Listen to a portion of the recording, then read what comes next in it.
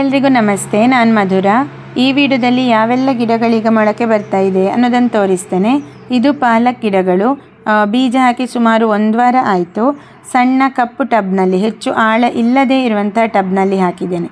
ಇದು ನೆಕ್ಸ್ಟ್ ನೀವು ನೋಡ್ತಾ ಇರುವಂಥದ್ದು ಪಾಟಲ್ಲಿ ಬೀಜದಿಂದ ಬೆಳೀತಾ ಇರುವಂತಹ ಬಸಳೆ ಗಿಡಗಳು.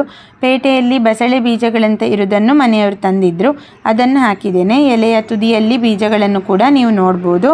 ಬಸಳೆ ತುಂಬ ಸುಲಭವಾಗಿ ಬೀಜದಿಂದ ಬೆಳೆಸ್ಬೋದು. ಇದು ಹಸಿರು ಬಣ್ಣದ ಬಸಳೆ. ಗಿಡ ಸ್ವಲ್ಪ ದೊಡ್ಡದಾದ ನಂತರ ನೆಲದಲ್ಲಿ ನೆಟ್ಕೊಳ್ತೇನೆ. ನಾನು ಇದೇ ಟಬ್ಬಲ್ಲಿ ಬಿಡುವುದಿಲ್ಲ. ಒಂದು ಪಾಟ್ನಲ್ಲಿ, ಒಂದು ಕಪ್ಪು ಟಬ್ನಲ್ಲಿ ಹಾಕಿದ್ದೇನೆ. ಇದು ಕೂಡ ಬಸಳೆಯೇ. 4-5 ಬೀಜಗಳು ಹಾಕ್ಕೊಂಡಿದ್ದೆ. ಇದು ಕ್ಲೋ ಬೀನ್ಸ್ ಅಂತ ಹೇಳ್ತೇವೆ, ಲವಂಗದ ಆಕಾರದಲ್ಲಿ ಇರುವಂತಹ ಬೀನ್ಸ್. ಕೃಷಿ ಮೇಳದಿಂದ ತಂದದ್ದು. ಆ ವಿಡಿಯೋ ನೀವು ನೋಡಿರ್ಬೋದು. ಹಾಕಿದಂತಹ 6 ಬೀಜಗಳು ಹುಟ್ಟಿಕೊಂಡಿದೆ. 6 ಬೀಜ ಇದ್ದದ್ದಲ್ಲಿ ಅಷ್ಟು ಗಿಡಗಳು ಹುಟ್ಟಿಕೊಂಡಿದೆ. ಹಾಗೆ ಇದು ಬದನೆ, ಬಿಳಿಯ ಉದ್ದದ ಬದನೆ ನೋಡಿರಬಹುದು. ಕಳೆದ ವರ್ಷದ ನನ್ನ ವಿಡಿಯೋಗಳಲ್ಲಿ ಅದೇ ಗಿಡಗಳನ್ನು ಮಾಡ್ಕೊಳ್ತಾ ಇದ್ದೇನೆ. ಗಿಡ ಮಾಡ್ಕೊಳ್ಳುವಾಗ ಸ್ವಲ್ಪ ಜಾಸ್ತಿ ಗಿಡಗಳು ಅಂತ ಅನಿಸಿದ್ರು ಕೂಡ ಬೇರೆ ಬೇರೆ ಕಾರಣದಿಂದ ಈ ಚಿಕ್ಕ ಗಿಡಗಳು ಬಿದ್ದೋಗ್ತದೆ, ಸತ್ತೋಗ್ತದೆ. ಹಾಗೆ ಟೊಮ್ಯಾಟೊ ಗಿಡಗಳು, ಕೃಷಿ ಮೇಳದಿಂದ ತಂದ ಹಳದಿ ಮತ್ತು ಒಂದು ಕೆಂಪು ಬಣ್ಣದ ಟೊಮ್ಯಾಟೊ. ಇದ್ರ 3ರಲ್ಲಿ ಇದೆ, ಬೆಳೀತಾ ಇದೆ ಇನ್ನು.